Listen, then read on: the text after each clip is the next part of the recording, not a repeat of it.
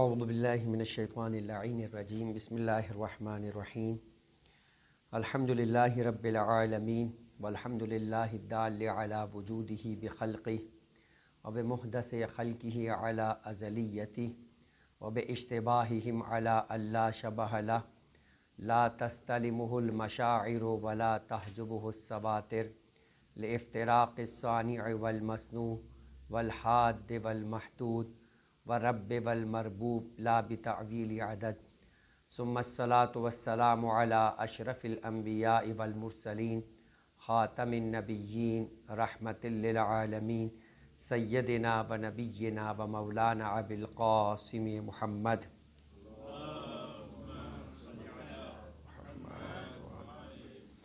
وعلى آلہ الطیبین الطاہرین المعصومین المظلومین المنتجبین المنتخبین المیامین لا سیما علی بقیت اللہ فی الارضین اللہم عجل لهم فرج انہم یرونہ بعیدا ونراہ قریبا ولعنت اللہ علی اعدائہم اجمعین من الآن الى قیام یوم الدین اما بعد فقد قال اللہ تبارک و تعالی فی کتابہ الکریم بسم اللہ الرحمن الرحیم الف لام میم احسب الناس ان یترکوا ان یقولوا آمنا وهم لا یفتنون ولقد فتنا الذین من قبلہم وليعلمن اللہ الذین صدقوا وليعلمن الکاذبین۔ درود پڑھے محمد و آل محمد۔ اللہم صل علی محمد و آل محمد۔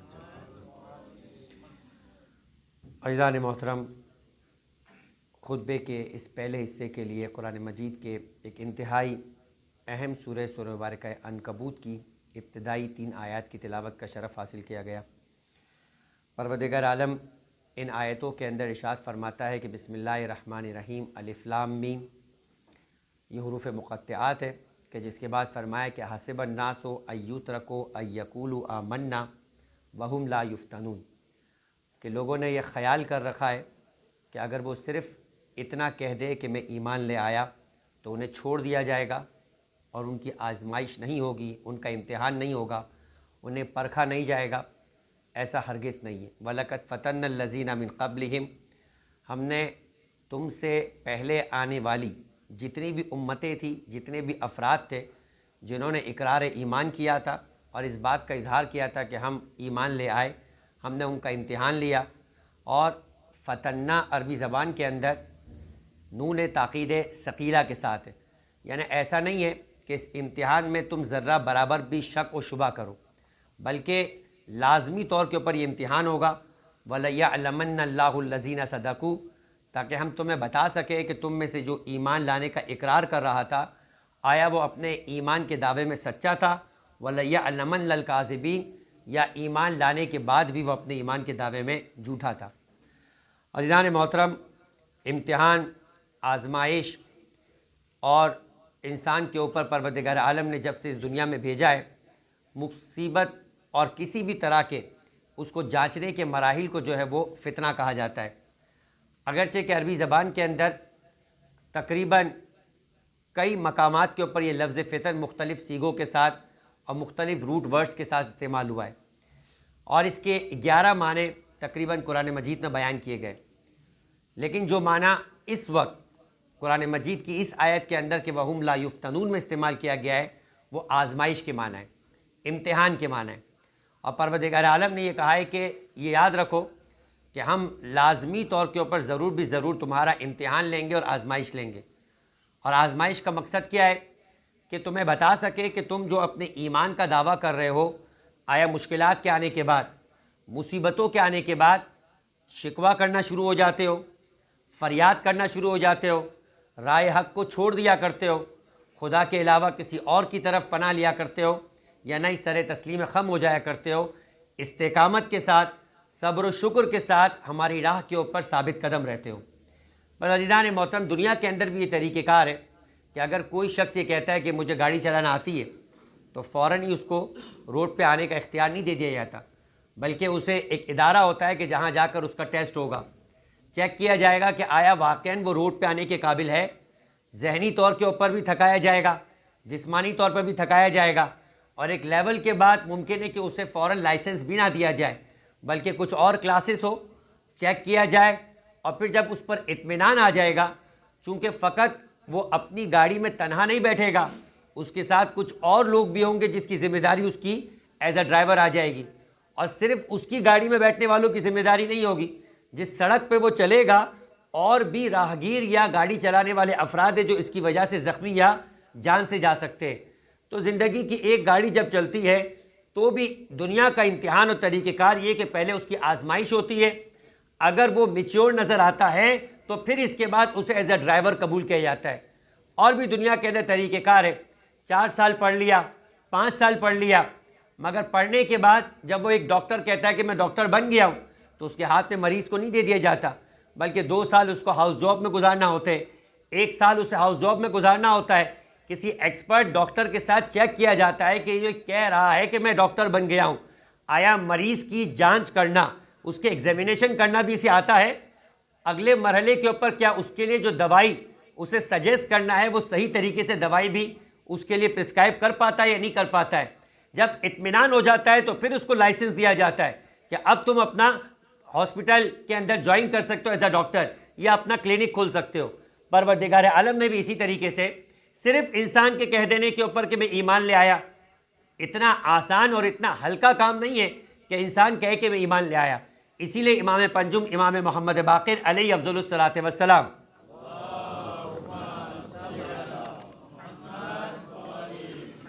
ارشاد فرماتے ہیں ایمان جو ہے وہ اسلام کے بعد کا مرحلہ ہے۔ اسلام کیا ہے کہ انسان کلمہ پڑھتا ہے اشہد ان لا الہ الا اللہ و اشہد ان محمد رسول اللہ، اب اس کی جان دوسرے مسلمان کے اوپر اس کا خیال رکھنا واجب ہو گیا، اس کے مال کا خیال رکھنا واجب ہو گیا، مسلمانوں کے قبرستان میں اسے دفنایا جا سکتا ہے، پاک اور نجس کے معاملے کے اندر اگر وہ کسی کو چھو لے تو وہ نجس نہیں ہوگا، یہ ظاہری طور کے اوپر اسلام کے قوانین اس پر نافذ ہو گئے۔ مگر ایمان کیا ہے کہ ایمان اگلا مرحلہ ہے کہ آیا جو چیز کا زبان سے اقرار کیا ہے اس چیز کو دل سے بھی قبول کیا یا نہیں کیا۔ امام پنجم فرماتے ہیں کہ ہماری محبت امتحانات کو ساتھ لے کر آتی ہے، جو ہم سے محبت کا اعلان کر دیا کرتا ہے وہ شدید ترین امتحانات میں مبتلا ہونے کے لیے اپنے آپ کو آمادہ اور تیار کر لے۔ بس یہی امتحان زمانے کے امام کے ظہور سے پہلے پہلے مومن کا ہوگا۔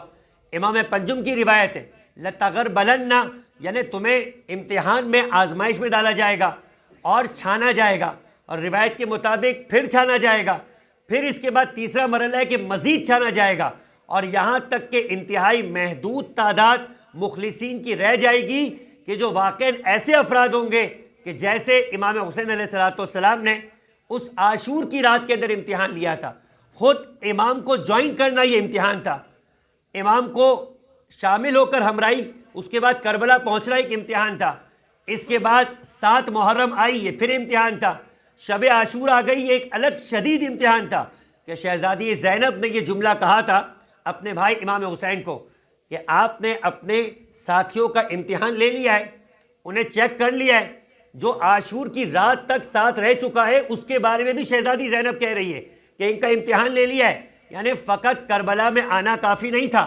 فقط امام حسین کے ساتھ رہنا کافی نہیں تھا، شب عاشور وہ کڑا امتحان بھی ہونا تھا کہ جس کے اندر پہلے مرحلے پہ امام یہ کہہ رہے کہ میں تم پر سے اپنی بیعت کو اٹھا لیتا ہوں، اور جس جنت کے لیے تم میرے ساتھ شامل ہوئے ہو اس جنت کا بھی وعدہ کرتا ہوں۔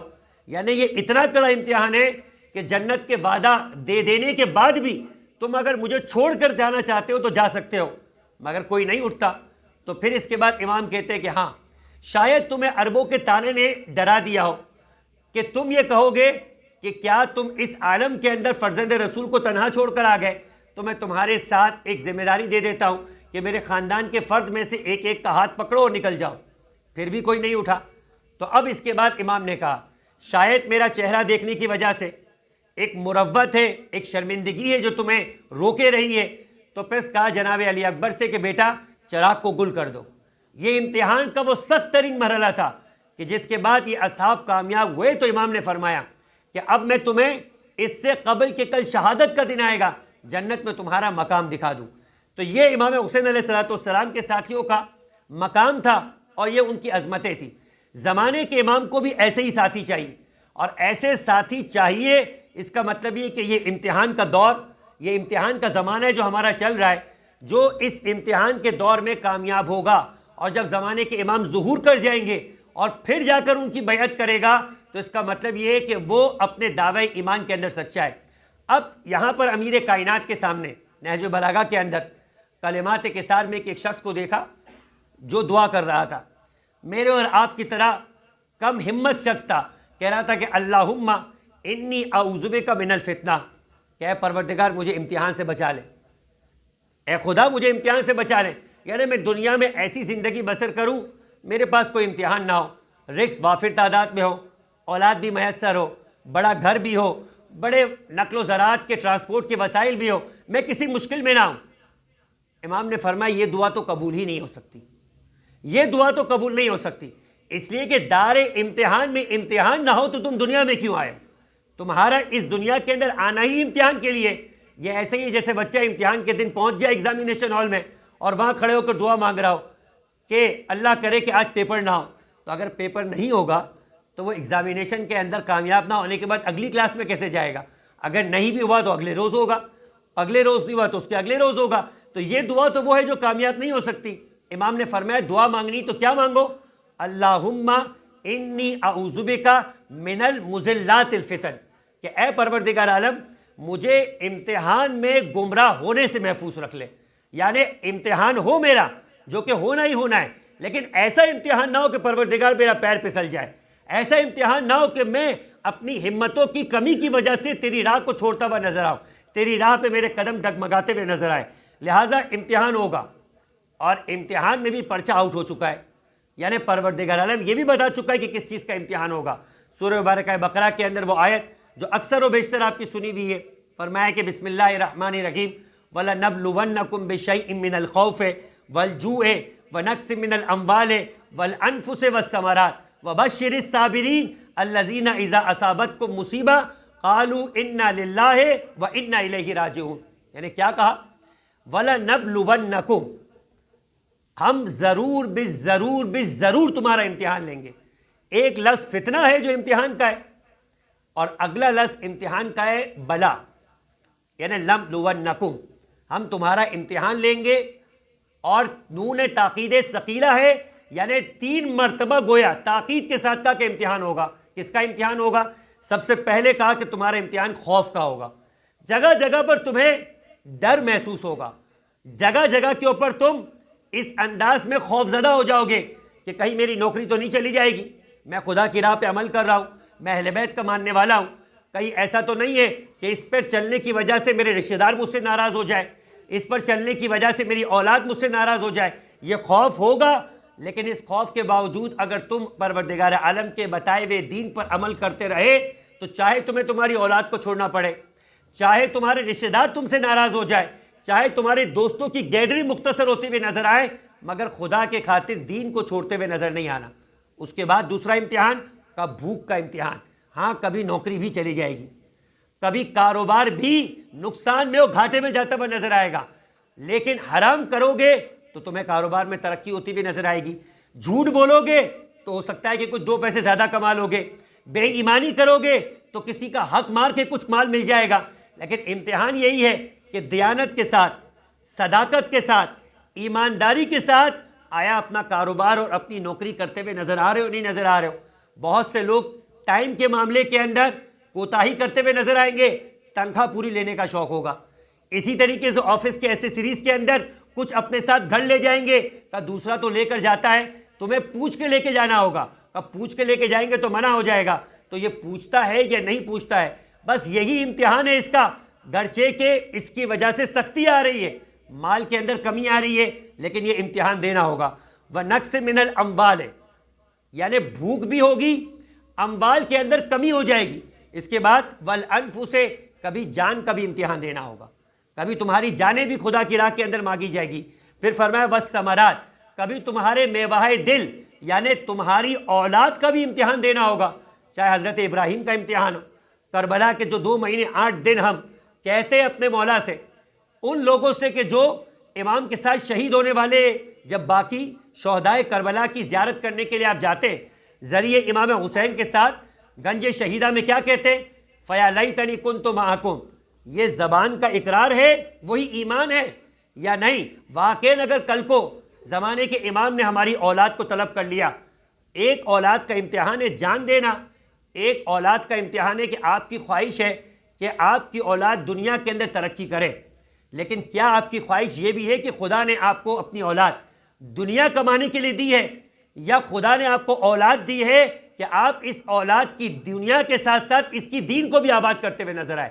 لہذا پیغمبر اکرم کی بہت شدید قسم کی روایت ہے، کیا فرمایا؟ وَيْلٌ لِأَوْلَادِ آخِرِ الزَّمَانِ مِنْ آبائِهِمْ، بربادی ہے، ہلاکت ہے، تباہی ہے ان والدین کے لیے کہ جو آخری زمانے کے اندر ہے جو وہ اپنی اولاد کے ساتھ کریں گے۔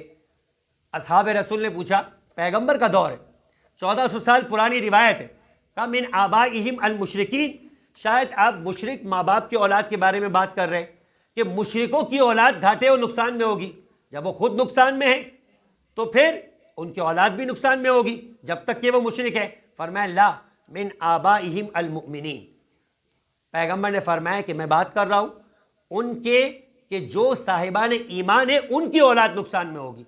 کہ ان کی اولاد کیوں نقصان میں ہوگی؟ کہ اس لیے کہ وہ انہیں لا یعلمونہم شیئا من الفرائض، وہ انہیں واجبات کی تعلیم دیتے ہوئے نظر نہیں آئیں گے۔ وَتَعَلَّمُوهُمْ، اگر وہ خود سیکھنا چاہیں گے، منعوہم، تو یہ والدین انہیں روک لیں گے، بے عرض یسیر من الدنیا، دنیا کمانے کے خاطر۔ اب بتایا ہے کہ ربنا آتنا فی الدنیا حسنہ وفی الآخرۃ حسنہ، ہمیں اپنے مطلب کی جب آیت ملتی ہے کہا کہ دنیا کمانے کا بھی تو کہا گیا ہے، مگر اس کے برابر میں آخرت کمانے کو بھی کہا گیا ہے۔ ہم کتنا عرصہ دنیا میں رہیں گے اس کے لیے کتنی کوشش کرا رہے ہیں اپنی اولاد کو، اور کتنا عرصہ آخرت میں رہنا ہے اس کے لیے کتنی کوشش ہے۔ معاملہ تو برعکس نظر آ رہا ہے، 70 سال دنیا میں رہنا ہے، 700 سال کی پلاننگ ہو رہی ہے، انفائنائٹ زندگی گزارنی ہے، اس کے لیے 70 دنوں کی مہلت اور 70 دنوں کی بھی تیاری نہیں ہو رہی۔ ہفتے میں ایک دفعہ سیٹرڈے کلاس کے اندر یا سنڈے کلاس میں بھیج کر ہم سمجھتے ہیں کہ ہم نے ذمہ داری پوری کر لی۔ یہی معاملہ اگر اسکول کے ساتھ ہو جائے، کیا آپ ہفتے میں ایک دن اسکول بھیجیں اور ایک ہی دن دنیات کے لیے بھیجیں، آپ کا بچہ بہت اچھا پڑھ جائے گا، 50% برابر کا ہو جائے گا؟ کیا مطلب؟ وہاں سب ٹائم ہی اتنا ہے، بس یہی تو امتحان ہے، یہی تو امتحان ہے۔ قیامت کے دن بھی جا کر یہی جواب دیجئے گا کہ ٹائم ہی اتنا ہے، یہ ٹائم نہیں چلے گا۔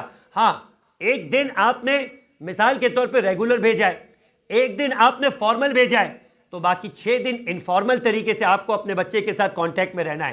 آپ کا مسلح وقت پر بچھے، یہ بچے کی تربیت اور بچے کے لیے امتحان کے اندر یہ کہ جب نماز کا ٹائم آ جائے تو باپ بھی اول وقت مسلح بچھا دیا کرتا ہے، اولاد کو کہنا نہیں پڑے گا، وہ بھی مسلح وقت بچھاتے ہوئے نظر آئے گا۔ باپ اور ماں اگر سچ کہتے ہوئے نظر آئیں گے، اولاد کو کہنا نہیں ہوگا، وہ بھی سچائی کی طرف بڑھتے ہوئے نظر آئیں گے۔ اپنے گھر کے اندر جب ٹی وی کھلے گا، جب موبائل کا استعمال ہوگا تو کیا دیکھا جا رہا ہے؟ اولاد بھی وہی دیکھتے ہوئے اور اسی انداز سے تربیت ہوتے ہوئے نظر آئے گی۔ تربیت کے لیے فقط مدرسہ نہیں ہے، ماں باپ کی اپنی گود، ماں باپ کے اپنے الفاظ، ماں باپ کا اپنا کردار بھی کلی طور کے اوپر ایک مکمل مدرسہ ہے۔ پھر اس کے بعد آپ یہ کہہ سکتے خدا کی بارگاہ میں کہ ہاں میں نے اپنی اولاد کی اگر دعا کی تھی تو اولاد کا حق بھی ادا کرتے ہوئے نظر آیا، ان کی تربیت کی جانب بھی میری توجہ تھی۔ شہزادی جیسی شہزادی جو سیدۃ النساء ہے، جن کے بیٹے سیدہ شباب اہل الجنہ ہے، پیغام ہمارے لیے تھا، تربیت کی ذمہ داری، تربیت کا حسنین کو ذرہ برابر بھی ضرورت نہیں تھی، مگر جب بچے نانا کے پاس مسجد نبوی جایا کرتے تھے، پلٹ کر آتے تھے تو پوچھا ضرور کرتی تھی کہ جا کر نانا سے کیا سنا، معلوم ہو کہ وہاں سننے کے لیے گئے تھے یا کھیلنے کے لیے گئے تھے۔ کھیلنا منع نہیں ہے، مگر ہر چیز کا اپنا وقت ہے۔ امام بارگاہ میں جب مجلس میں آ جائے تو مجلس کے اندر پہ کھیل نہیں ہے، بلکہ ذکر امام حسین سننا ہے، ذکر محمد و آل محمد سننا ہے، اور سنا ہے یا نہیں سنا ہے والدین کی ذمہ داری کہ اپنی اولاد سے پوچھے۔ جب سیدہ اپنے حسنین جیسے معصوم فرزندوں سے پوچھ رہی ہے تو سکھانا چاہ رہی ہے کہ اے میرے چاہنے والی کنیز، اے میرے چاہنے والوں مردوں، تمہاری ذمہ داری کہ اپنی اولاد پر اپنی نظر رکھو، ان کا حافظہ بھی کام کرے، وہ سیکھتے ہوئے بھی نظر آئے، اور انہیں شوق ہو کہ ان کے ماں باپ ان کی سیکھی ہوئی چیز کو سننا چاہتے ہیں اور اس بات پر انہیں اپریشیٹ کرنا چاہتے ہیں۔ بالفرض عزیزان محترم، تو میوہائی دل کا بھی امتحان ہوگا، اور پھر اس کے بعد عزیزان محترم امتحان، اس امتحان پر انسان کا رد عمل کیا ہے؟ کہا کہ امتحان پر رد عمل ڈالنے والے 3 کیٹیگریز ہوتی۔ پہلی کیٹیگری ہے عذور، یعنی جو شکوہ کرتا ہے، فریاد کرتا ہے، آوازیں بلند کرنا شروع کر دیتا ہے. کہا یہ چونکہ پروردگار عالم کی بارگاہ میں امتحان کے آنے کے بعد برداشت نہ کر سکا اور اس نے شکوہ کرنا شروع کر دیا، قیامت کے دن اس سے دگنا سوال ہوگا. پہلا سوال یہ ہوگا کہ یہ بتاؤ جو امتحان ہم نے تم سے لیا تھا، نعمتیں تمہیں دی تھی یا نہیں دی تھی؟ نعمتوں کا شکر یہ تھا کہ جب ہم نعمتوں کو واپس مانگے تو نعمتوں کے واپس مانگنے پر ایک اچھے امانت دار کی طرح اسے ہماری بارگاہ میں پلٹاتے وقت جیسے کوئی سنبھالنے والا امانت دار ہوتا ہے. آپ نے بینک میں جا کر پیسے رکھوائے، کسی کے پاس امانت کے طور پیسے رکھوائے، جب اپنی امانت کو واپس مانگیں گے تو آپ شور مچائیں گے، فریاد کریں گے، یہ کہیں گے بھائی آپ کی چیز تھی، آپ نے مانگ لی، تو ذمہ داری یہ تھی کہ آپ اسے سنبھال کر جیسا تھا ویسے واپس کریں. یہی جملہ کا وَبَشِّرِ الصَّابِرِينَ الَّذِينَ إِذَا أَصَابَتْكُمْ مُصِیبَۃٌ قَالُوا إِنَّا لِلَّهِ وَإِنَّا إِلَیْهِ رَاجِعُونَ. یعنی یہ مت سوچے کہ یہ مال آپ کا تھا، مت سوچے کہ یہ جان آپ کی تھی، مت سوچے کہ یہ اولاد آپ کی تھی. مال بھی پروردگار عالم کا تھا، اولاد بھی اس کی طرف سے دی ہوئی تھی، جان بھی اس کی طرف سے دی تھی. اِنَّا لِلَّهِ وَإِنَّا إِلَیْهِ رَاجِعُونَ. اے خدا یہ تیرا تھا، تیری بارگاہ میں نے واپس پلٹا دیا. جو اس اچھے انداز سے ثابت قدم رہ کے سر تسلیم خم کر دے گا، فرمائے وہ معجور ہو جائے گا. پہلے والا معذور ہوگا، وہ الف سے، یعنی اس پر بوجھ آئے گا، اسے خدا کی بارگاہ میں جواب دینا ہوگا. لیکن جس نے سر تسلیم خم کر لیا، کہا اِنَّا لِلَّهِ وَإِنَّا إِلَیْهِ رَاجِعُونَ، اب خدا اسے معجور کرے گا، یعنی اب اسے اس نعمت اور امتحان کے اوپر اسے اجر دیتا ہوا نظر آئے گا. اور تیسرا سب سے آخری مرحلہ کہ صرف اتنا نہیں کہے گا کہ سر تسلیم خم کرے گا، بلکہ خدا کا شکر ادا کرے گا کہ پروردگارا تو نے مجھے اس قابل جانا کہ میرا امتحان لیا، اس قابلیت جاننے کے اوپر میں شکر ادا کرتا ہوں. فرمائے یہ سب سے زیادہ عظیم مرتبہ ہے اور سب سے کائنات کی عظیم ترین شخصیت کون؟ ختمی مرتبہ احمد مجتبی حضرت محمد مصطفیٰ صلی اللہ علیہ وآلہ وسلم.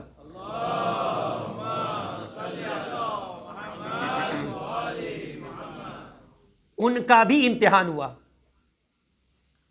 جب پیغمبر اکرم کا امتحان ہوا، سارے مرتبے کے بعد کائنات کے اندر مخلوقات میں پیغمبر سے بڑھ کر کوئی نہیں.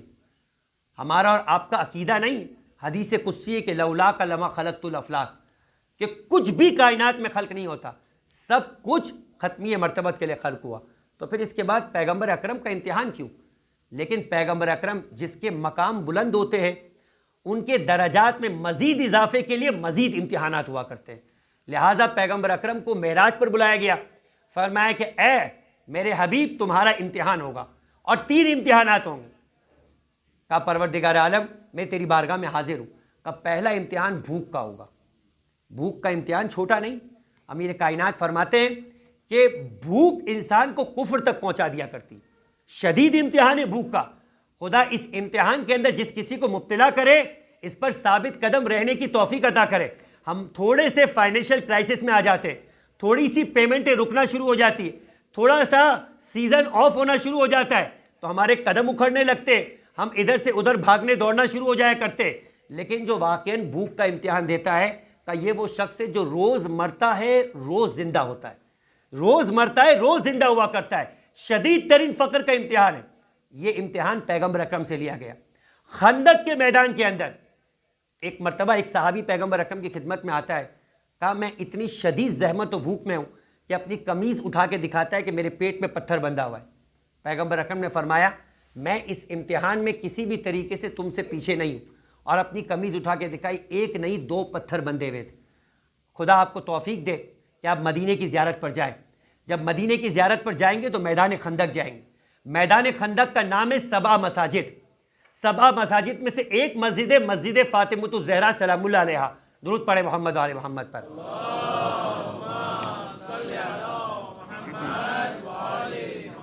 اور اس مسجد کے اندر جناب زہرا کے آنے کی وجہ سے وہ مسجد بنی. کیوں آئی تھی جناب زہرا؟ اپنے بابا کی خبرگیری کرنے کے لیے، ایک روٹی کا ٹکڑا لے کر. اللہ کے رسول نے کہا بیٹی تم نہیں جانتی ہو تمہارا باپ 2 دن سے ایک روٹی کے ٹکڑے کا بھی محتاج ہے. جناب زہرا نے فرمایا کہ یہ 2 دن میں نے روٹیاں بچا کر جو حسنین کو نہیں کھلائی ہے وہ آپ کو نردیش کر کے آئے. یعنی جناب زہرا بھی امتحان دے رہی ہے اور اللہ کے رسول بھی امتحان دے رہے. جب کہا کہ آپ کا بھوک کا امتحان ہوگا، پیغمبر نے فرمایا جملہ کا قبل تو و رضی تو و سلم تو، میں اس امتحان کو قبول کرتا ہوں اور اس پر راضی ہوں اور اس پہ سر تسلیم ہوں. کہا اس سے بڑا امتحان ہوگا. اور اس سے بڑا امتحان کیا ہے؟ فرمایا آپ کی تکذیب کی جائے گی. دیکھیں چھوٹا آدمی ہے نا, اس محفل کے اندر آپ اگر اسے جھٹلا دیں, جو بہت بڑے معاشرتی سٹیٹس کو نہیں رکھتا ہے, لیکن مجمع میں جھٹلائے جانے کے بعد وہ اس انسلٹ کو برداشت نہیں کر سکتا. لیکن وہ کہ جو کائنات میں سب سے بڑی عظیم ہستی ہو, جس سے بڑا کوئی نبی نہ ہو, جس سے بڑی کوئی مخلوق نہ ہو, اسے مکے کی گلیوں میں کبھی ساحر کہا جاتا تھا, کبھی جادوگر کہا جاتا تھا, اور کبھی مجنون کہا جاتا تھا. پتھر مارے جاتے تھے, اونٹ کی اوجھڑی اللہ کے رسول کی پشت پہ ڈال دیا کرتی تھی. جناب زہرا 3 سال 4 سال 5 سال کی عمر میں اپنے ننھے ننھے ہاتھوں سے ان غلاظتوں کو دور کرا کرتی تھی, آنکھوں سے آنسو روا ہو جایا کرتا تھا. یہ امتحان آپ کا اور میرا اگر کہیں ہو جائے تو اس کے بعد پھر دین پر عمل کرنے کے لیے, دین کو پہنچانے کے لیے امتحان دینا, یہ اللہ کے رسول کی عظیم ہستی کا. اسی لیے پیغمبر نے فرمایا ما اوذیت نبیا, کسی نبی کو اتنی اذیت نہیں پہنچائے گی جتنی اذیت مجھ اللہ کے رسول کو پہنچائے گی. پیغمبر نے فرمایا میں یہ امتحان بھی دوں گا, میں راضی ہوں, تسلیم ہوں. کہ اس سے بڑا امتحان ہوگا. اور وہ امتحان کیا ہے؟ کہ آپ کی اولاد پر سب و شتم اور ظلم کیا جائے گا. اور جملہ تھا تضربو و تقتلو فی بطنہ جنین, کہ آپ کی بیٹی پر ہاتھ اٹھایا جائے گا, آپ کی بیٹی کے فرزند کو ان کے شکم کے اندر قتل کر دیا جائے گا, اسے سر دربار جھٹلایا جائے گا. اور پھر اس کے بعد فرمایا کہ آپ کے ابن ام کو شتم کیا جائے گا, گالی دی جائے گی. یہ بہت بڑا امتحان تھا اللہ کے رسول کا. اور اللہ کے رسول نے فرمایا رضی تو میں اس پر بھی راضی ہوں, وسلم تو میں اسے بھی تسلیم کروں گا. بس عزیزان محترم, امتحان تو ضرور ہوگا دنیا کے اندر. ہم پروردگار عالم کی بارگاہ میں یہ دعا کریں گے, خدایا وہی جو مولا کائنات کی دعا تھی کہ پروردگار یقیناً اگر تو امتحان لے گا تو تو نے ہمارے اندر اس امتحان لینے کی قابلیت کو بھی دیکھا ہوگا, ہمیں اس قابلیت کو استعمال میں لا کر اس پر ثابت قدم رہ کے تیری بارگاہ میں سرخرو ہونے کی توفیق عطا فرما. بسم اللہ الرحمن الرحیم. انا اعطیناک الکوثر فصل لربک وانحر انا شانئک هو الابتر.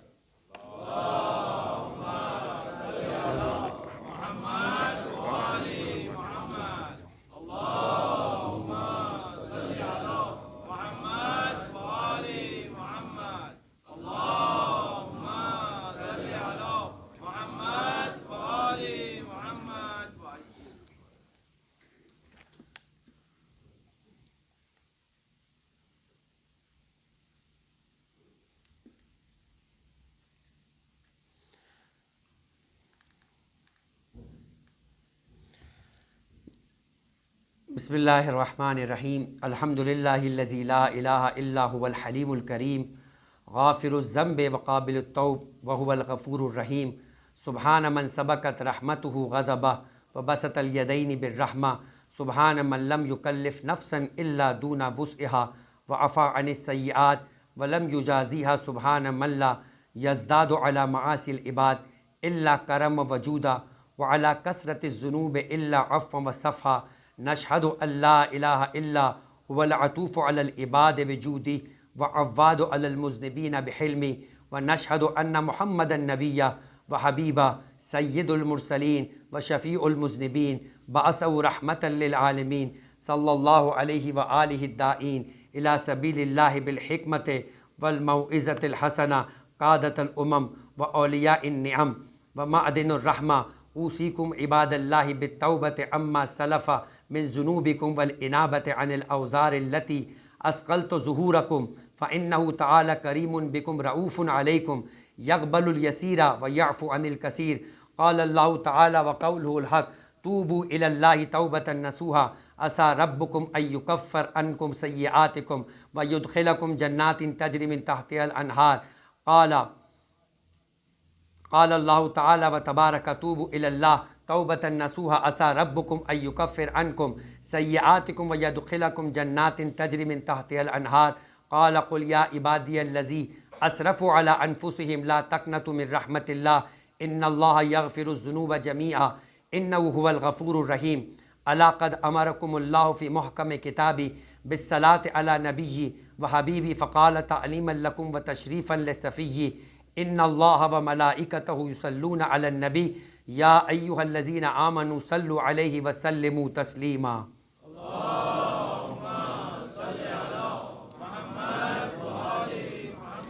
اللہم صلی علی سید المرسلین و شفیع المذنبین نبینا محمد صلی اللہ علیہ وآلہ وعلی امام المسلمین وقائد الغر المحجلین امیر المؤمنین علی ابن ابی طالب صلوات اللہ علیہ وآلہ وعلی سیدۃ نساء العالمین وبضعۃ خاتم النبیین سیدتنا فاطمۃ بنت رسول اللہ صلی اللہ علیہ وآلہ وعلی الحسن المجتبی والحسین الشہید بکربلا وعلی ابن الحسین ومحمد ابن علی وجعفر ابن محمد وموسیٰ ابن جعفر وعلی ابن موسیٰ ومحمد ابن علی وعلی ابن محمد والحسن ابن علی علیہم الصلاۃ والسلام۔ اللہم صلی علی مولانا صاحب الزمان ماہی آثار البدع والطغیان ہادم ابنیت الشرک والنفاق حاسد فروع البغی والشقاق صلوات اللہ وسلامہ علیہ وعلی آبائہ الکرام متصلت لیل والایام۔ اللہم عجل فرجا وسہل مخرجا وکھل ناظرنا بنظرت منا الینا الیہ واجعلنا من المستشہدین بین یدی وتفضل علی امرائنا المؤمنین بمزید التوفیقات وازدیاد الاقبال وعلو الدرجات۔ اللہم افعل بنا ما انت اہلو ولا تفعل بنا ما نحن اہلو بجاہ محمد وآلہ المعصومین صلوات اللہ علیہم اجمعین۔ اللہم اجعلنا ممن یذکر فتنفعہ الذکرى ان اللہ یأمر بالعدل والاحسان وایتاء ذی القربى وینہی عن الفحشاء والمنکر والبغی یعظکم لعلکم تذکرون۔